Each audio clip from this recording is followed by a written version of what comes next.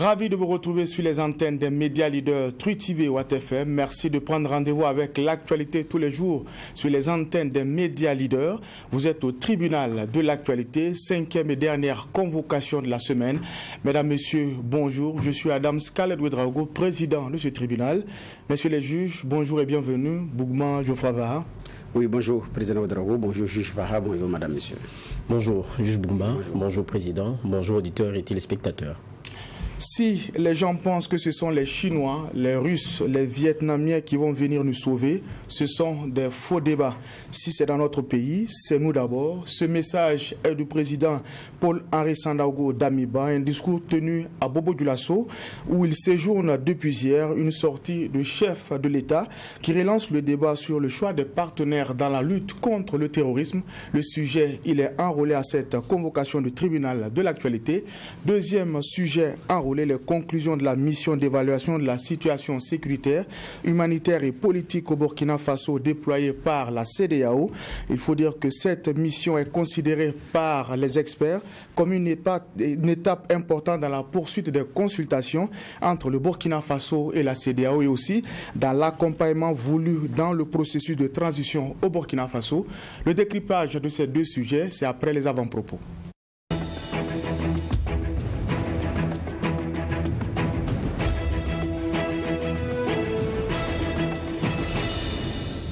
Et pour la partie avant-propos, nous allons donner la parole au doyen des juges. Qu'est-ce qui retient votre attention pour cette 5e et dernière convocation de la semaine du tribunal de l'actualité?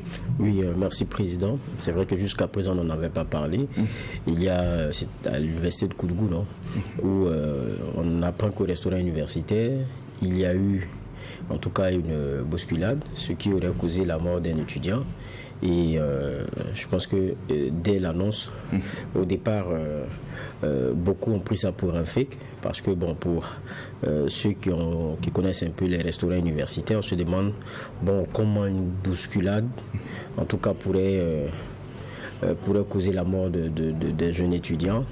Et bon, vous savez aussi, on ne maîtrise pas la fragilité des uns et des autres. Donc, tout le monde ne résiste pas à certains coups, fussent-ils mineurs ou légers.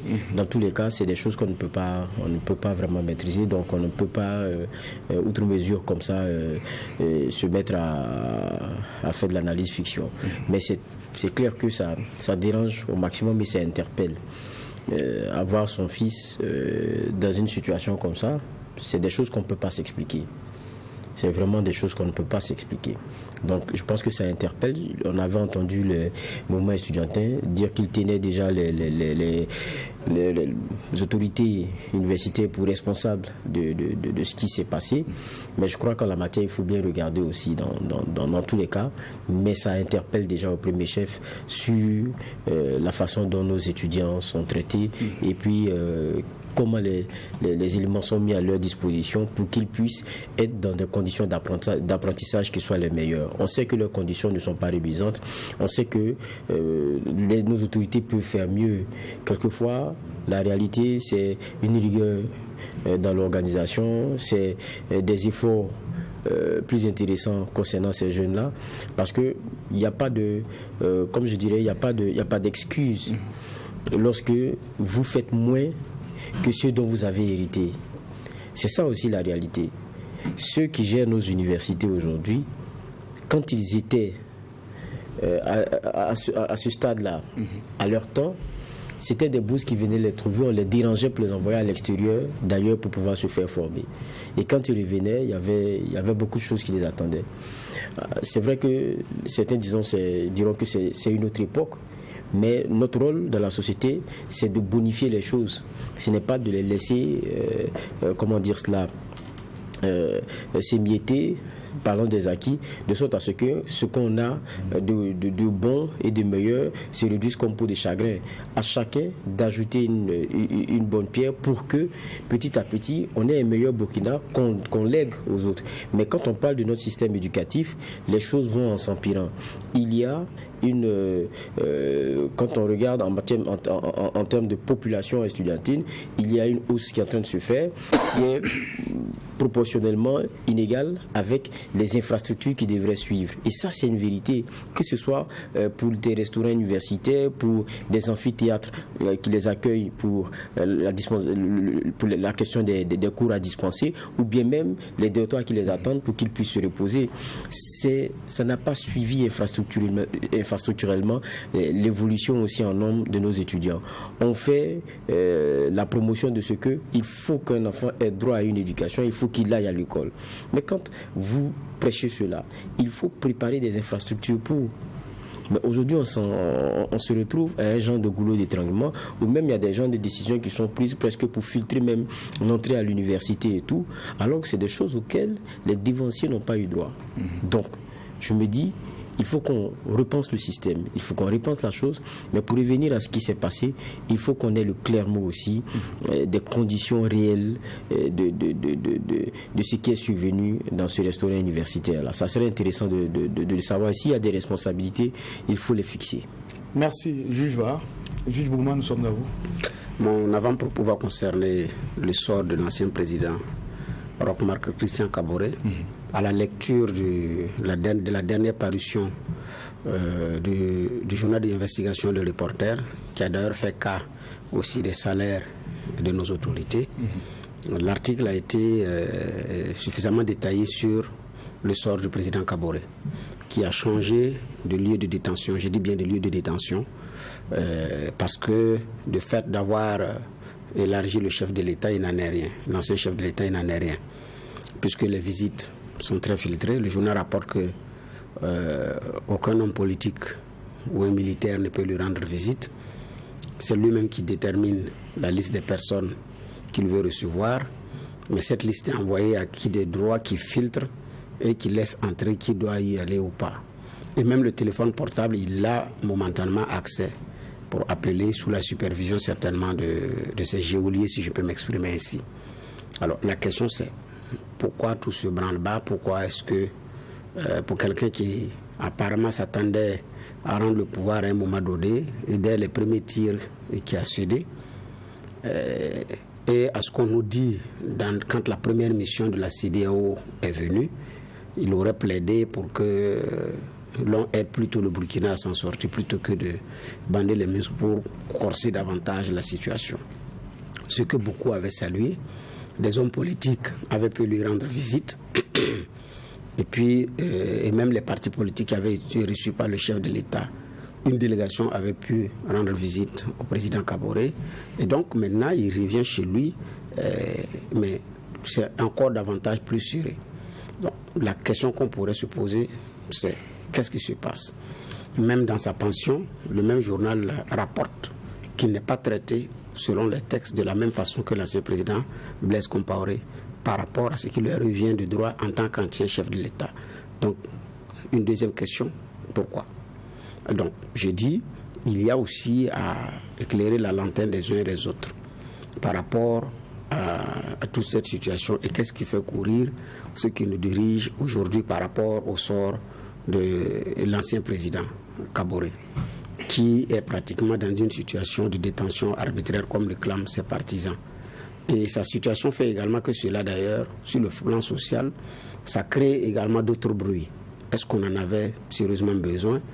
En quoi est-ce qu'il est encore suffisamment fort à telle enseigne qu'il puisse inverser la tendance, la donne au niveau du Burkina? Ou bien c'est parce que, comme il se dit, l'homme a vraiment refusé de quitter le Burkina à la demande et ou à la suggestion des nouvelles autorités qu'il subit le sort, bon, comme tu refuses de quitter, tu verras. Bon, je ne sais pas. Mais quoi qu'il en soit, le cas du président Kaboré faisait partie des exigences d'ailleurs de la CEDEAO, en plus du délai de la transition. Donc, ils ont trouvé un moyen de régler ça autrement, en faisant de la diversion. Mais donc, on le libère, mais on corse davantage sa situation. Alors, la CEDEAO est là. Je me demande si ça va revenir encore sur la table ou bien le fait de l'avoir envoyé chez lui à la maison, c'est suffisant. Il reste à savoir, parce que je pense qu'il y a des risques qu'il ne faut pas prendre dans ce contexte-là de façon inutile. C'était ce que j'avais comme avant-propos, tout en espérant qu'on aura la réponse aux questions que nous nous sommes posées sur le sort de l'ancien président Kaboré. Merci pour ces avant-propos. Nous allons également faire un clin d'œil à l'équipe technique, en tout cas qui nous permet d'être en direct et en simultané sur les antennes des médias leaders Twi TV et Watt FM. Améliorer l'offre domestique et compter sur nos propres forces, c'est la meilleure option pour venir à bout du terrorisme. En tout cas, c'est la conviction du chef de l'État qui l'a rappelé hier à Bobo Dioulasso. Il séjourne depuis hier. Alors, ça sonne pour beaucoup comme une réponse du chef de l'État par rapport au débat qui enflamme, je dirais, l'opinion depuis quelque temps, notamment le choix des partenaires dans la lutte contre le terrorisme. Juge, va avoir votre regard par rapport à cela. Bon, vous savez, moi, c'est juste quelques mots et une phrase derrière. On sait que les choix sont souvent plus cornéliens que ça. Et la réalité de la coopération, c'est un jeu de pression. Et puis, c'est un jeu de diplomatie aussi, quoi qu'on dise. Et puis, on connaît les enjeux. Aujourd'hui, qui regarde le Mali comprend en la matière aussi que les choix quelconques qu'on fait ont des conséquences sur la façon dont on est traité après. Donc, je pense que sur le sujet, on comprend aisément qu'on ait des autorités qui soient, en tout cas, dans l'inconfort d'affirmer certaines choses. On a entendu le Premier ministre aussi sur la question dire que le Burkina ira avec tous les pays, avec le meilleur qu'ils ont à nous offrir et ce dont nous avons besoin. Donc, quand on l'entend, ça veut dire que les coopérations, c'est des choses sur lesquelles on compte, sur les différents pans de notre société en termes d'apport attendu parce qu'on est dans un monde globalisé. Et donc, il n'y a pas une spécificité où à se dire qu'on va se tourner vers celui-ci ou vers celui-là, mais on est avec tout le monde tant qu'ils peuvent nous apporter ce qui nous intéresse. C'était le discours qu'on avait entendu du Premier ministre. Maintenant, celui du président d'Amiba, quand on l'écoute, c'est vrai, ça peut sonner comme un genre de réponse, puisque n'oublions pas qu'il est à Bobo Dioulasso. Et vous vous rappelez, il y avait quelque temps, on avait reçu, ici c'est vrai, dans un autre plateau, Kémy Séba, de Urgence panafricaniste, qui, lorsqu'il avait son meeting de samedi, qui annonçait en tout cas des manifestations ou en tout cas on va dire des manifestations, reste à trouver la forme. En tout cas, c'était à Bobo Dioulasso, si ma mémoire elle est bonne, et voilà. Donc quand vous regardez, en tout cas il y avait des manifestations qui étaient annoncées. Donc d'une façon ou d'une autre, et pour le président, il fallait répondre à tous ces appels. On a eu plein de points de presse aussi pour appeler à ce que le Burkina se tourne résolument vers la Russie. Il y en a qui, sans parler de la Russie, ont dit que la France devrait partir ou bien il faudrait qu'elle soit plus sincère dans la coopération qu'elle a avec le Burkina Faso. En tout cas, il y a eu beaucoup d'appels du pied de ce type-là à l'endroit justement des militaires qui sont au pouvoir aujourd'hui. Donc, ça peut être un genre de réponse, en tout cas, donné. Mais vous savez, même ceux qui disent allons vers la Russie, ou bien ceux qui disent bon, écoutez, il faut toujours avoir une coopération plurielle, ou bien bon, la France, il faut partir ou quoi. Tout le monde a le même discours. C'est que c'est l'offre domestique qui va changer la donne. Tant qu'on n'a pas une armée assez forte, tant qu'on n'a pas, de par nos forces, la capacité d'inquiéter de façon majeure l'adversaire, c'est pas quelqu'un qui viendra combattre à notre place et puis nous sortir de la misère dans laquelle nous sommes aujourd'hui et les turpitudes dans lesquelles nous sommes. Donc ça, c'est un discours qui est connu. Donc pour moi, il n'y a rien de nouveau sous le soleil avec ce que le président d'Amiba a dit. On va compter sur nos forces, tout le monde le dit, même ceux qui disent d'aller vers la Russie. Là. Ils disent aussi qu'il faut d'abord qu'on arrive à bonifier notre offre sur le terrain. Il faut d'abord qu'on compte sur nous, l'autre viendra en plus. Donc c'est le même discours. Maintenant, pour comprendre qu'il y a un vrai choix qui est fait, Ça, il faut encore regarder à comment est-ce que notre transition va se positionner. Sinon, jusqu'à présent, les quelques phrases là ne veulent pas dire qu'on ne se tournera pas vers X ou vers Y. Pour moi, ça traduit toujours une certaine prudence face au sujet. On a des autorités burkinabés qui sont très mal à l'aise à chaque fois qu'on aborde le sujet de la coopération, ou bien qui sont très prudents. Et on peut comprendre leur prudence quand ils regardent à côté au Mali, où il y a un choix qui est fait avec une façon de l'affirmer qui est frontale, mais avec aussi les foudres de guerre qui s'abattent, avec le G5 Sahel qui lui refuse la présidence, notamment du groupe, alors que cela devait lui échouer de façon naturelle, avec les sanctions de la CEDEAO, mais avec un contexte aussi qui est particulier, où il y a un Goïta et ses hommes qui a derrière eux la majeure partie des Maliens qui assument le choix qui est en train d'être fait. Ça, on va écouter toutes les communications qu'on entend sur d'autres chaînes, mais la réalité malienne, allez-y, c'est ça. Les Maliens sont derrière les décisions qui ont été prises par les militaires qui sont au pouvoir. Et ils assument pleinement les conséquences de cela, même s'ils reconnaissent que ça fait mal. Mais est-ce qu'au Burkina Faso, on peut faire ça? Est-ce qu'au Burkina Faso, ça sera pareil? Est-ce que même le chef de l'État, le président Damiba, est-ce que lui-même n'a pas conscience que le capital sympathie que Goïta a n'est pas forcément celui que lui il a? Et le Burkinabé n'est pas le Malien. Il en a conscience. Donc, je pense que dans les propos, il faut lire beaucoup de prudence. Ce n'est pas une réponse tranchée pour dire qu'on ne va pas vers X, mais qu'on ne va pas vers Y. Ce que moi je retiens, c'est plutôt la réponse de la prudence. C'est comme ça que moi je lis la chose. D'accord. Alors on connaît la position du porte-parole du gouvernement sur la question. Le Premier ministre, lors de son passage à l'hémicycle, avait également apporté des précisions. Cette fois-ci, c'est le chef de l'État qui le dit. Et je dirais sa réponse est cash. Avant de compter sur les Russes, les Vietnamiens et les Chinois, il faut que les Burkinabés s'engagent davantage dans la lutte parce que la solution viendra de nous-mêmes. Oui, ça ce n'est... Même son prédécesseur l'avait dit, le président Kaboré l'avait dit. Lors de plusieurs rencontres, le président français Emmanuel Macron m'avait insisté que le Burkina a fait le choix de s'assumer seul. Il avait refusé les patrouilles mixtes, comptant d'abord sur ses propres forces. Effectivement, et je dis bien, le président Kaboré l'a plusieurs fois répété, il faut d'abord compter sur nous-mêmes. Les autres viendront donner un coup de pouce. Mais c'est qu'à un moment donné de l'histoire, on a besoin effectivement d'un coup de main concret également de l'autre côté. Ceux qui nous financent aujourd'hui, à un moment donné, ont eu besoin de nos hommes pour combattre l'ennemi allemand. Vrai ou faux? Aujourd'hui, la France est quelle impuissance militaire au monde. Mais à un moment donné, elle a eu besoin de chair à canon. Ça faisait partie de sa stratégie de guerre. Même si la reconnaissance a été la plus ingrate possible. L'on a toujours en souvenir le massacre de Tiaroy, de ces soldats-là qui ne demandaient qu'à percevoir ce qui leur revenait de droit. L'on a toujours, je l'ai donné ici en avant-propos, les cimetières qui sont de ces familles sénégalaises, burkinabais, ivoiriens et d'autres nationalités qui sont dans des cimetières européens. Des soldats, comme on appelle ça, de ces pays-là, qui sont allés tomber là-bas. La dernière fois, Dr Masra, le transformateur du Tchad, il en a fait cas de ce que les Tchadiens se sont enrôlés les premiers moments de l'appel de De Gaulle pour aller combattre en France. Donc ce coup de pouce-là, ils l'ont demandé à un moment donné. La France a demandé ce coup de pouce. L'Amérique n'est pas rentrée en guerre pour rien.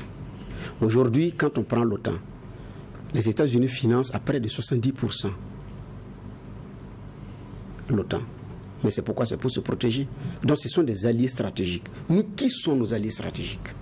C'est de ça qu'il s'agit. Ce n'est pas de demander des troupes au sol ou dans les airs ou pas d'abord. Quels sont nos alliés stratégiques? Quand il s'agissait d'aller à Moura, les alliés stratégiques du Mali ont dit au niveau du Conseil de sécurité de l'ONU que ce n'est pas possible. La Chine et la Russie. C'est ça les alliés stratégiques. Est-ce que la Chine a un seul soldat sur le sol malien? Officiellement, je n'en crois pas. C'est qu'une autre forme d'appui. Mais je ne pense pas qu'il y ait un seul soldat chinois sur le sol malien qui combat aux côtés des armées maliennes contre les terroristes. La Turquie, qui fait partie aussi des destinations pour les achats d'armes, les drones et autres. Je ne pense pas qu'il y ait un seul militaire turc sur le sol malien. Mais les mêmes drones turcs là sont utilisés en Ukraine. Donc, quels sont les alliés stratégiques? C'est d'abord de ça qu'il s'agit. Compter sur nous-mêmes, le discours et l'acte doivent aller ensemble. La période révolutionnaire nous a montré comment il faut d'abord compter sur soi. C'est l'exemple du leader, c'est l'exemple du chef. L'actuel patron du CITO, le CITO, oui, la compagnie internationale des théâtres de Ouagadougou qui joue sur le théâtre municipal, au commissaire de l'époque, a raconté comment il a mis la main à la pâte, je pense que c'était à Boulsa, dans la construction des infrastructures demandées par la Révolution en tant que haut commissaire. L'orchestre de l'université de Ouagadougou qui a produit ZS, Ameti Meria, Tal Muntaga et j'en oublie, a été du fait de la bourse des étudiants. C'est une contribution concrète. La bataille du rail, c'est une contribution concrète. Oui, nous ne devons pas demander, nous devons d'abord compter sur nous-mêmes. Mais en termes d'actes qui suivent ça, qu'est-ce que les leaders donnent comme exemple pour que nous embouchons effectivement la même trompette? Sinon, ça va se limiter à des mots. Thomas a été clair également. Nous voulons l'aide qui nous aide à nous dépasser de l'aide. C'est concret, non? Nous voulons de l'aide. C'est-à-dire que nous connaissons qu'à cet instant, on a besoin d'aide. Mais c'est cette aide qui nous aide à nous dépasser de l'aide qui nous intéresse. Ce n'est pas l'aide qui nous maintient dans l'aide permanente, où nous devons tendre permanemment la sébile. À partir de ce moment, beaucoup de choses se règlent. Est-ce que nous sommes à ce niveau? C'est là la question. Et en fonction, je dis bien, des choix stratégiques, de ceux qui vont nous aider pour le moment à nous dépasser de l'aide à un moment donné, c'est de ça que nous avons besoin. Avec la Turquie, les accords pour l'industrie d'armement, les accords ont été signés sous le président Kaboré. À ce stade-là, on est à quel niveau? Alors que je dis bien, ce sont ces genres d'aides concrètes-là pour la fabrique et la maintenance, je dis bien, des armes. Donc, naturellement, on produira des armes, les pièces détachées, la maintenance. Le Burkina, d'ailleurs, était, comment on appelle ça, en avance, au pied de l'échangeur, route de Bobo, à droite. Il y avait ce qu'on appelait Sibam. On produisait déjà dans le domaine de l'armement et des munitions. Ça y est aujourd'hui. On attend de recommencer avec la Turquie. Donc, je comprends le chef de l'État, mais je ne voudrais pas vider ça de tout son contexte. Mais j'ai dit qu'il aille plus loin en faisant en sorte qu'on associe l'acte à la parole. C'est beaucoup plus de ça qu'il s'agit. Les Ukrainiens comptent sur eux, mais sans aide stratégique de des autres, aujourd'hui on n'en parlerait pas. Donc, c'est combien d'argent que cette communauté européenne a mobilisé en un temps record pour venir en aide à l'Ukraine? 6 milliards d'euros. Le G5 Sahel demande 423 millions d'euros. Il n'a pas eu.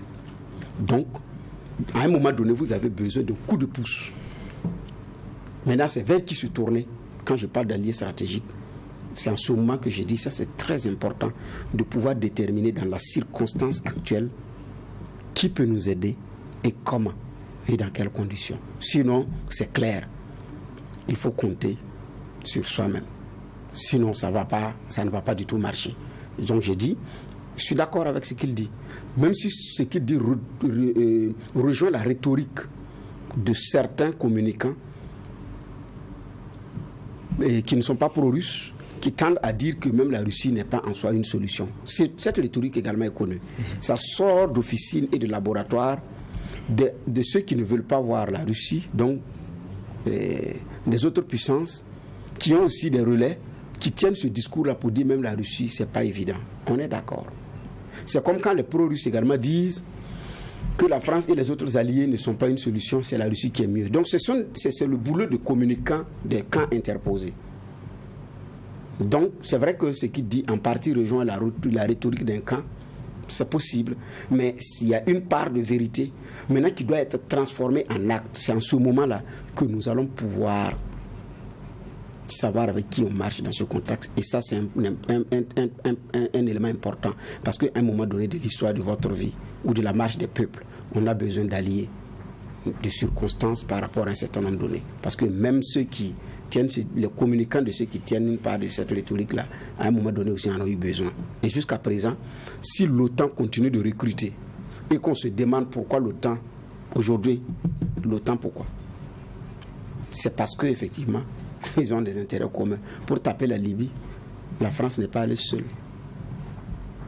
Alors que c'est Sarkozy, avec l'appui de Bernard-Henri Lévy, qui ont furaillé pour que la guerre s'enclenche, mais il a fallu qu'un certain Barack Obama accepte s'engager. Il a fallu que l'Italie prête son sol pour que les avions d'école allaient taper puis revenir se ravitailler pour que ça marche. La France savait que seule dans cette campagne, ce n'était pas évident.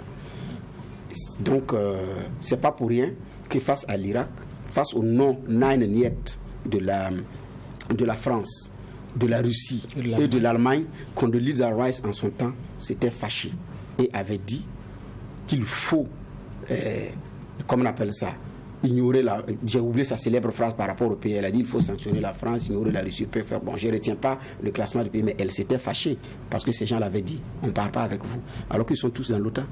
Pourquoi? Parce qu'en fonction même des intérêts, chacun fait ses choix stratégiques. Et donc nous aussi, nous devons faire ainsi. Alors à l'analyse, il y a le contenu du discours, il y a le ton, mais beaucoup aussi pensent qu'il y a le contexte. On l'a rappelé, hein, c'est un discours qui a été tenu, en tout cas à Bobo Dioulasso, devant les forces de défense et de sécurité. Et il a rappelé, il faut justement qu'il y ait une remobilisation des troupes, il faut qu'il y ait de l'unité au sein des troupes et davantage d'engagement. Et comme vous l'avez dit, la cible du message, c'est-à-dire les forces de défense et de sécurité, est-ce que c'est anodin? Est-ce que ce n'est pas une façon justement de faire en sorte qu'on ait des résultats terrain pour davantage convaincre, sinon mettre fin à ce débat? Oui, c'est clair que ce qui est attendu, c'est plus de résultats sur le terrain. Et puis, le président Damima est dans son rôle que de rappeler aux uns et aux autres le caractère impérieux d'avoir ces résultats-là. Et ça passe par forcément la mobilisation de ces troupes-là, les régaillardir, et puis leur dire qu'il est toujours derrière eux. Sa prise de pouvoir, et même à Bobo Dioulasso, il a encore rappelé les raisons pour lesquelles le coup d'État est intervenu. On est maintenant à 5 mois pratiquement. S'il en est encore à rappeler à chaque fois pour que le coup d'État est intervenu, ça veut dire que il y a la réalité de ce que les objectifs ne sont pas encore atteints. Parce qu'on sait ce qui nous a été rappelé aux premières heures, c'est la restauration. Et puis, repositionner le Burkina. Mais la restauration, on l'attend toujours. Mais ça passe par qui? Ça passe par les militaires et leur combat. Donc, je pense que le discours ne peut pas être autre chose que cela sur le terrain. Et même le dernier conseil des ministres, il a été reconnu que la situation burkinabé encore est toujours difficile. Donc, ça veut dire que sur ce chapitre-là, il y a encore beaucoup d'éléments à faire. Et si le discours est qu'il faut compter sur soi-même et qu'il ne faudrait pas penser que ce soit la Russie, la France ou quiconque qui viendra nous sauver, ça veut dire que soi-même là, c'est qui? C'est les militaires qui sont devant lui là. Le soi-même là, c'est eux. Les Burkinabés de façon générale derrière, mais ceux qui font le combat, qui sont vraiment dans le front, c'est eux les militaires. Donc je pense que les régaillardis, ça n'est que logique. Maintenant, pour revenir sur la question du discours de Damiba sur les forces Russie ou quoi, c'est un vieux débat. Parce que, disons-le tout net aussi, quand on regarde sur les choix maliens, c'est difficile de ne pas jalouser ce qui s'y passe. Ils se sont assumés et ils commencent à avoir, quoi qu'on dise aussi, des résultats sur le terrain. Quand vous êtes meurtri et vous êtes dans des souffrances, vous enviez la santé de celui qui est à côté, ça c'est naturel. Parce que vous savez ce que c'est que la maladie, vous le vivez dans votre fond. C'est la même chose que l'insécurité et les turpitudes dans lesquelles nous sommes aujourd'hui. C'est difficile de ne pas envier la situation de quelqu'un dont on a l'impression qu'il est en reddition, c'est-à-dire qu'il il est en train de revenir petit à petit vers une meilleure santé. Mais l'histoire aussi, quoi qu'on dise, elle est têtue. Même quand on prend le cas du terrorisme que nous connaissons aujourd'hui et tout, même si c'est différent, avec certaines réalités, mais son cœur, c'était dans la zone Afghanistan et tout. Mais on a vu en août 2021 des Afghans s'accrocher à des avions parce que les Américains étaient en train de partir et que les talibans étaient en train de s'installer après des accords qui avaient été trouvés. Mais quand on regarde ça, ça ne nous parle pas. Quand on parle de l'Afghanistan, c'est vrai que en tant qu'État souverain, c'est depuis 1747, après, je pense, après la chute d'un royaume perse. Mais quand vous regardez, les Russes sont arrivés là-bas avec d'abord, ils sont intervenus en 79, je pense en 79, que les Russes, d'abord, sont intervenus. J'oublie les questions de guerre qu'il y avait avant, avec même l'implication de l'Angleterre et tout ça, je l'oublie. Mais même les Russes sont arrivés là-bas en 79, où ils sont intervenus. Ils ont changé la donne avec un pouvoir qu'ils ont voulu et qu'ils ont installé. Les Russes ont fui en 89. Ils ont quitté les lieux et après, qu'est-ce qu'on a eu? On a eu encore le retour à un État islamique avec 96, grâce au Moula Omar, les talibans qui sont revenus s'installer. Et puis quelques temps après, les Américains qui reviennent encore sur la question afghane, prétextant de ce que Ben Laden et autres n'aient pas été livrés pour attaquer et installer un autre régime qui est encore à leur convenance. Et puis pendant pratiquement 20 ans, ils ont géré les choses, mais ils sont partis en août. Quand ils sont partis en août, comment est-ce que ça s'est passé? Donc, lorsque on se met dans le jeu de pression et celui des grandes puissances, ça n'est que leurs intérêts. Maintenant, quand ils partiront, vous êtes face à vos vieux démons qui n'ont jamais changé. Et c'était ça le cas de l'Afghanistan. Ceux mêmes qui partaient ont trouvé le moyen d'arranger des choses avec ceux qu'ils ont combattu à un moment donné, ces mêmes talibans. Donc, tant qu'on ne comprend pas que l'offre domestique et notre sort et ce qui devrait être du Burkina Faso ne devrait dépendre que du Burkinabé. D'abord, on se perdrait et on pourrait se tromper de combat. Mais en même temps, c'est que même quand, pour revenir au président Damiba, en même temps que vous tenez ce discours-là face à des militaires, mais il faut qu'on soit logique dans les choses et qu'on sente vraiment les changements. Et qu'on sente les changements sur le terrain. Jusqu'à aujourd'hui, quoi qu'on dise, la question des attaques, on n'est pas dans une inversion de tendance. Ça, c'est une vérité. J'ai dit, loin de moi de dire que rien n'est fait. Ce n'est pas de ça qu'il s'agit. Mais tout le monde constate que la restauration là, dont on a parlé là, on n'y est pas encore. Ça au moins, c'est clair. Alors que le Burkinabé a besoin d'espoir. Ça a été le motif premier pour le coup d'État. Donc, je crois aussi qu'il faut accepter que ce soit l'attente première des Burkinabés. Tant qu'il n'y a pas ça, tout le reste n'est que secondaire, subsidiaire. Et ça passe par des choix courageux. Ça passe par une vision claire, je ne sais pas moi, qui se partage et qui se voit.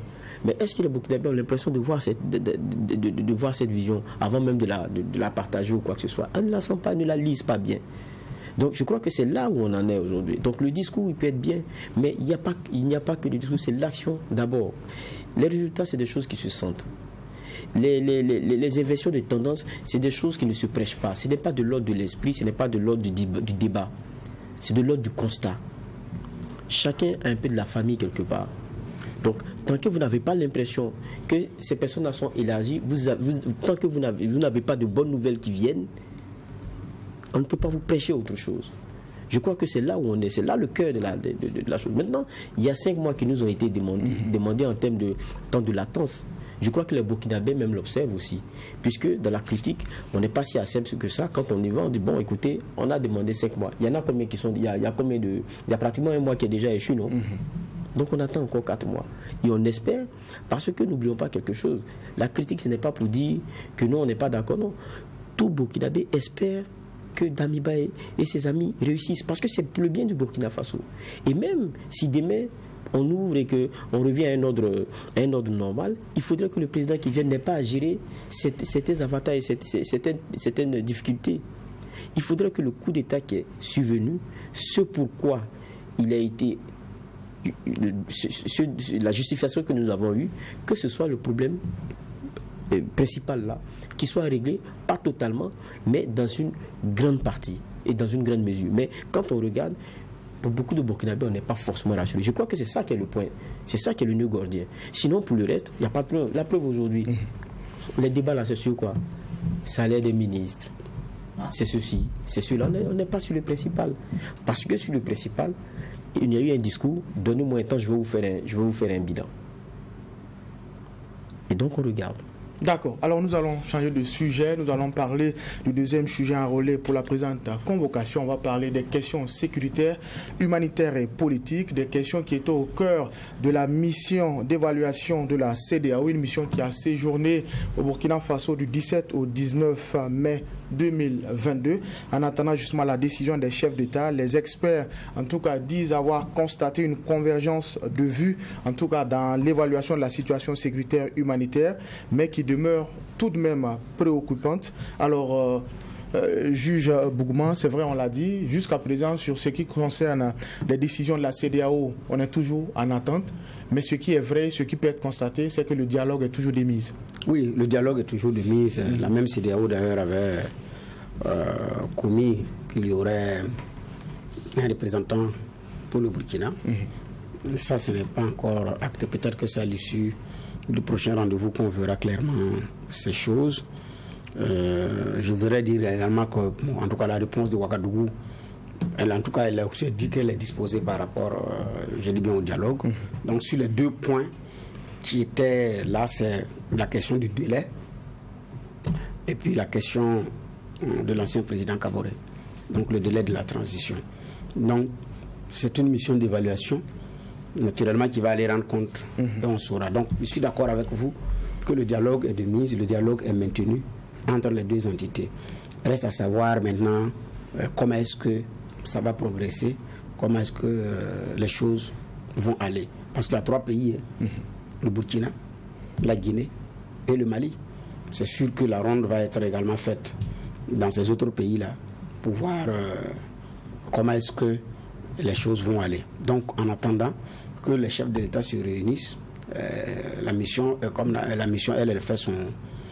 les émissaires ont fait leur part du boulot. Même si j'ai dit que jusqu'à présent, par rapport au sort du président Kaboré, on a aussi l'impression que ce qui a été fait arrange la CEDEAO, ou bien elle n'est pas au fait de ce qui se passe réellement au niveau de l'ancien président. J'ai dit bien parce que ça faisait partie des exigences de cette même CEDEAO-là. Donc c'est un dialogue qui se poursuit, on attend de voir comment est-ce que la suite va s'amorcer. Mais la réalité, c'est un Burkina aussi qui a besoin d'un appui conséquent.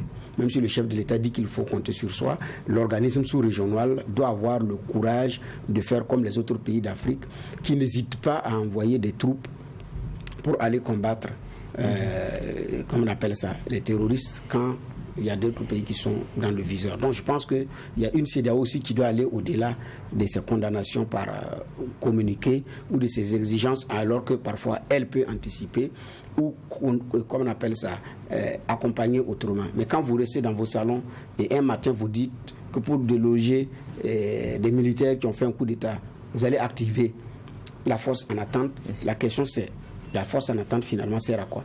Pour protéger les fauteuils ou pour faire quoi? Ou bien pour sécuriser l'ensemble des citoyens de cette même CEDEAO-là. Donc il y a ce problème d'incohérence là également qui me gêne un peu dans l'approche de la CEDEAO, alors que sur certaines crises, elle aurait pu se pouvoir autrement. D'accord. Alors, dans le communiqué qui a sanctionné les travaux justement de la mission qui a séjourné au Burkina Faso, les experts disent avoir noté également une bonne disposition des autorités, des facilités et même une bonne collaboration pour permettre à la mission de se rendre sur des zones à fort défi sécuritaire et faire le constat d'eux-mêmes.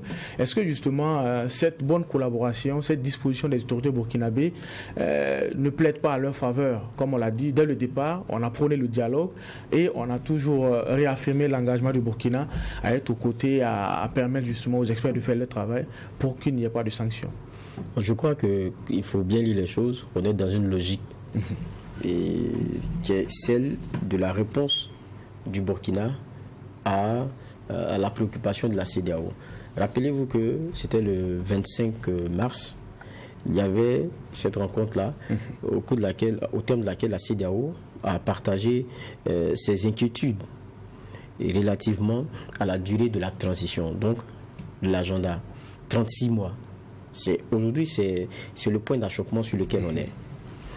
Parce qu'on a l'impression que concernant le reste, c'est-à-dire que les premiers points, l'élargissement du président, l'ancien président Roch Kaboré, ça ne revient plus. Donc on a l'impression que pour la CEDEAO, c'est un point qui est réglé. Mais le deuxième point, je rappelle que lorsque le 25 mars, la CEDEAO partageait donc ses inquiétudes, vous vous rappelez que le porte-parole du gouvernement avait bien dit que nous sommes dans une situation et nous avons une réalité et ce serait important que la CEDEAO en tienne compte et que par rapport à un certain nombre de besoins, s'ils nous accompagnent, peut-être que des solutions pourront être trouvées. Et puis, on a eu aussi la réponse, parce que rappelez-vous, il y avait eu des ultimatums qui avaient été donnés, et le Burkina avait répondu un peu avant le délai. Pareil aussi pour la Guinée, pour rappeler qu'ils étaient prompts à renégocier certains points. Et j'en avais même d'ailleurs fait un avant-propos. Et rappelez-vous aussi que si les émissaires de la CEDEAO sont là, ici, c'est sur invitation du Burkina.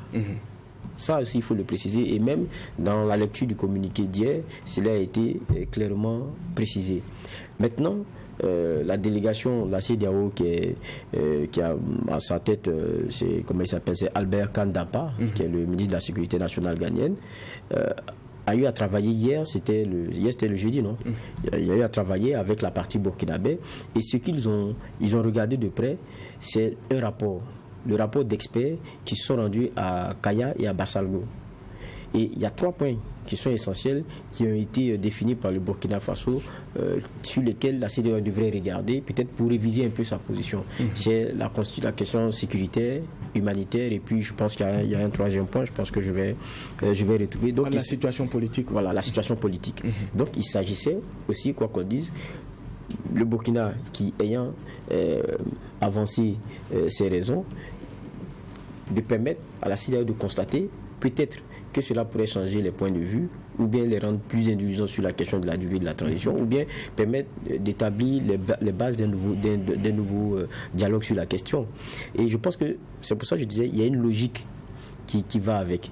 Ils sont venus et quand on écoute Albert Kandapa du Ghana, qu'est-ce qu'il dit? Il dit qu'ils ont vu, ils ont discuté, ils vont rendre compte. Donc tout ça, c'est en préparation aussi, quoi qu'on dise, à d'éventuelles grandes rencontres au niveau CEDEAO qui se feront pour savoir qu'est-ce qu'on prend comme décision au regard des injonctions qu'on a eu à faire ou au regard des, parce qu'on n'est même pas à l'injonction encore, au regard des préoccupations qu'on a partagées au Burkina. Est-ce qu'ils en tiennent compte? Est-ce que la question de la durée de la transition, qui est une inquiétude pour nous, ils vont la revoir? C'est un peu ça qui est en train d'être discuté. Et le Burkina est dans une posture qui n'est pas celle d'aller frontalement de quelque façon que ce soit. Non, non, non. C'est plutôt celle de s'inscrire dans un dialogue de sorte à faire comprendre sa condition et à ramener la CEDEAO à savoir que le problème n'est pas de donner un délai, mais c'est de savoir qu'est-ce qu'on met dans le délai qu'on a donné. Étant entendu que si on doit revenir à un ordre normal, il faut un minimum pour qu'on organise des élections, il faut un minimum aussi pour que les Burkinabés se sentent intéressés par la chose électorale. Je crois aussi que c'est petit à petit ce travail-là qui est en train d'être fait par notre diplomatie et je pense que c'est quand même une bonne option. C'est une bonne option lorsque pour eux, ils savent, et je dis encore, ils n'ont pas le même capital sympathique que les autorités maliennes l'ont avec leur population. Il ne faut pas qu'on se leurre. Donc, du coup, ils sont très soft dans leur démarche et bon... On attend de voir ce que ça va donner. C'est des gens qui vont rentrer chez eux, qui comme Albert Kandapa le disait, qui vont faire leur point, et puis sûrement que ça va être examiné, et puis après ils vont discuter. Maintenant, moi, c'est pas une boutade, mais le petit point, c'est que j'ai remarqué que notre ministre des Affaires étrangères, c'est Mme Romba. Olivia Romba. Elle avait vraiment du mal à lire le compte-rendu. Je ne sais pas si c'était l'émotion, c'était quoi. Mais je pense que quand mes journalistes sont rentrés du reportage, on regardait, il fallait beaucoup couper.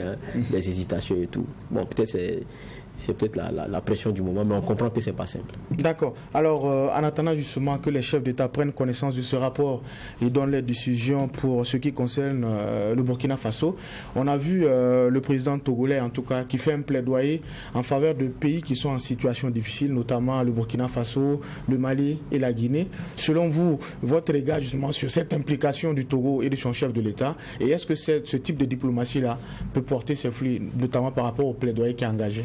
Il ne fait pas ça seulement pour les pays qu'il aime, qu'il aime, il fait ça également pour son pays.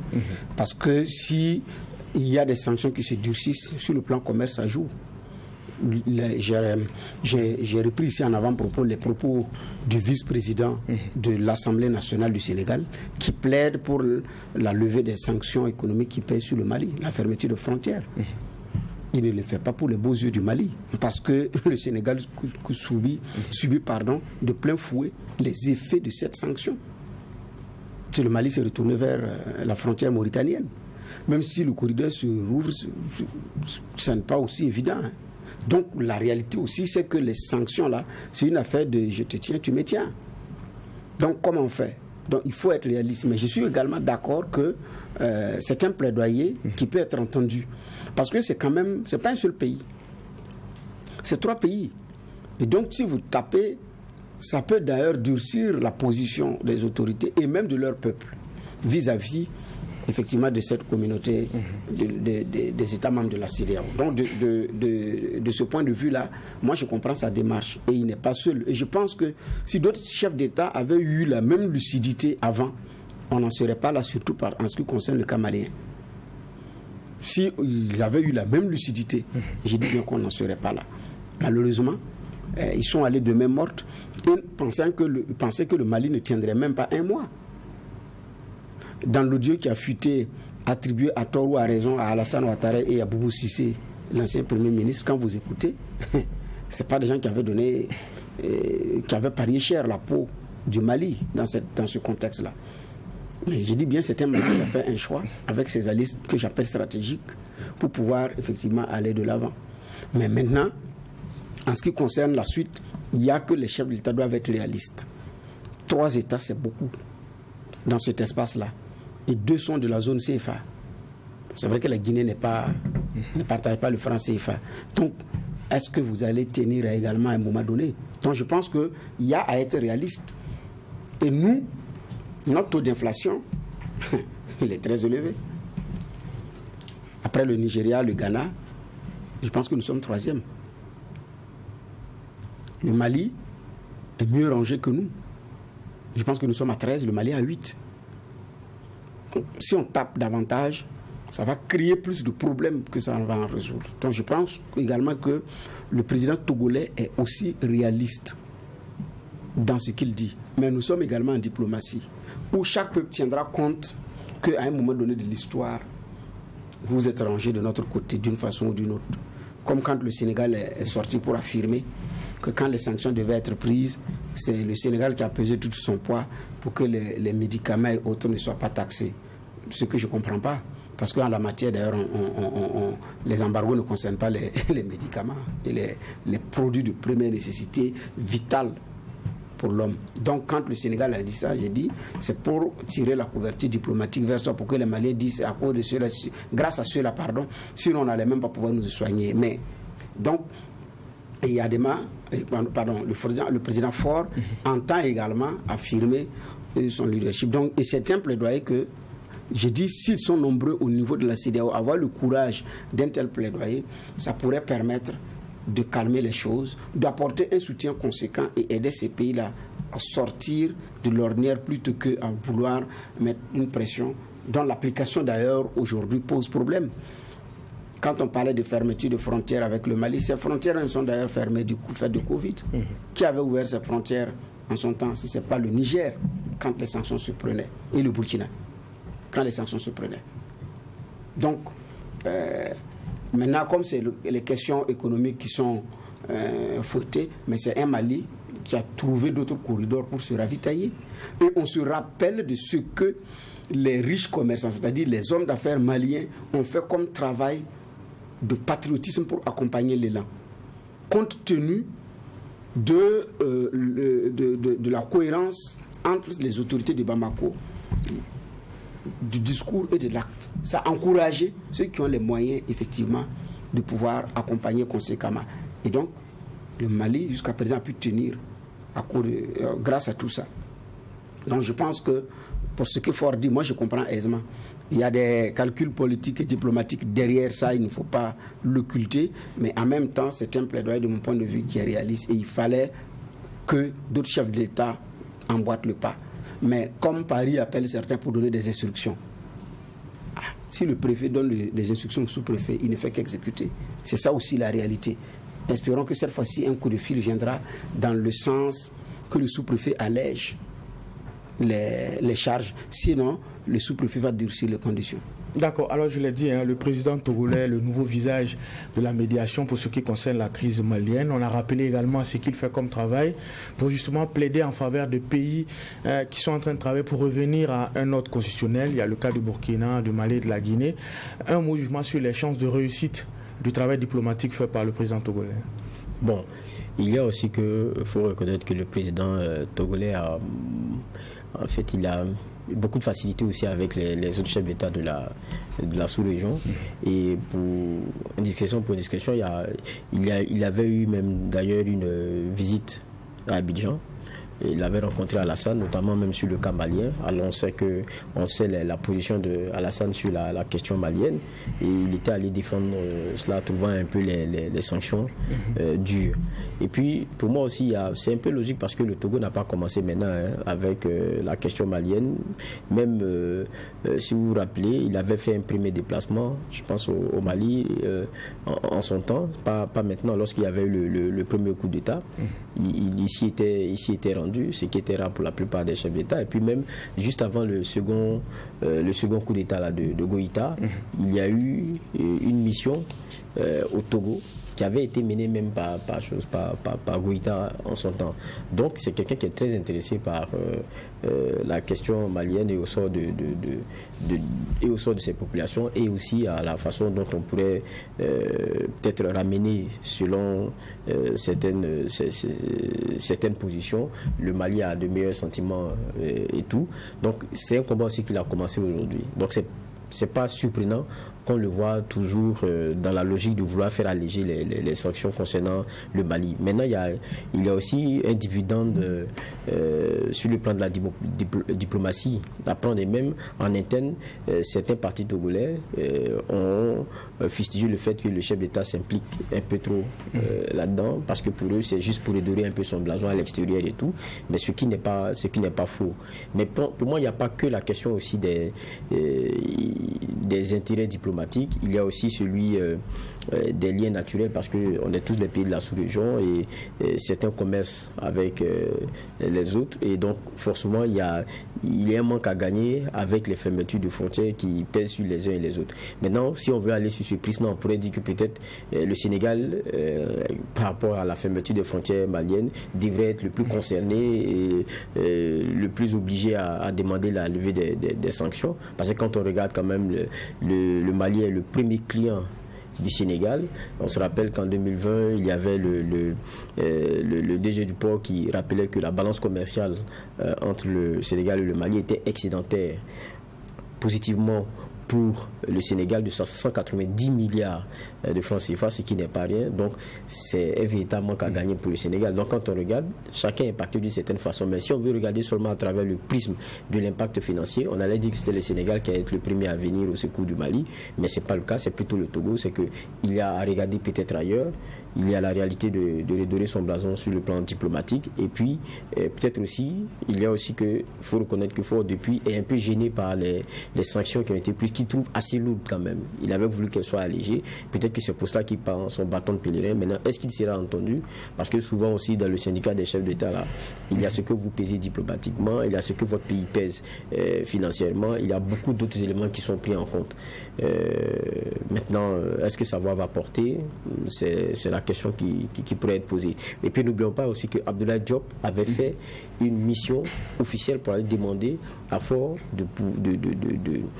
d'intervenir auprès donc de ses pairs sur le cas malien. Je crois aussi que derrière, il faut comprendre aussi qu'il y a un Mali qui est dans une posture depuis. C'est-à-dire, elle n'est pas la première à dégainer. Le pays n'est pas le premier à dégainer.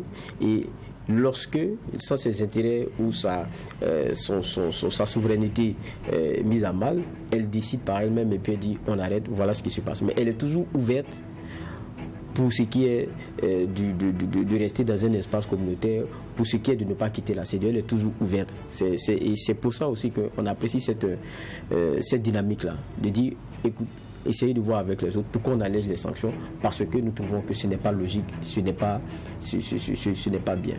Mission d'évaluation de la CEDEAO sur la situation sécuritaire, humanitaire et politique au Burkina Faso et la récente sortie du président Damiba sur le choix du Burkina Faso, en tout cas pour ceux qui est des partenaires dans la lutte contre le terrorisme. Voici les deux sujets qui étaient enrôlés pour la présente convocation.